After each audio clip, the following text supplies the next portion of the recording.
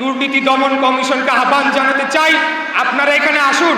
এসে এখানে যতদিন এই আসিফ মাহমুদ সজীব ভুইয়া অফিস করেছে, কি কি দুর্নীতি করে গিয়েছে তার সমস্ত কিছু আপনারা তদন্ত করে তার বিরুদ্ধে প্রয়োজনীয় ব্যবস্থা নিন। সরকার তখনও আমাদের সাথে প্রতারণা করেছে, এখনো আমাদের সাথে প্রতিনিয়ত প্রতারণা করে চলেছে।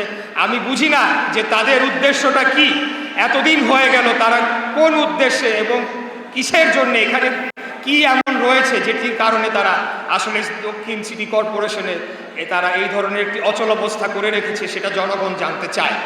উপদেষ্টা জনাব আসিফ মাহমুদ বয়সে খুবই তরুণ, সামনে তাকে অনেক পথ পাড়ি দিতে হবে।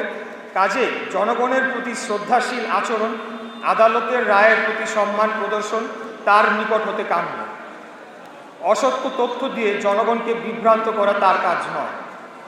কারণ এত অত্যাচার নির্যাতন সহ্য করে যে সকল জনগণ তাদের নির্দিষ্ট লক্ষ্য হতে বিচ্যুতি হননি, তাদেরকে তিনি বিভ্রান্ত করতে পারবেন না।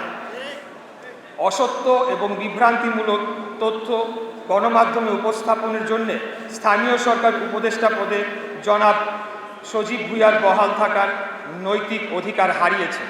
তিনি শপথ ভঙ্গ করেছেন। শপথ ভঙ্গ করার জন্য আমরা তার পদত্যাগ দাবি করছি।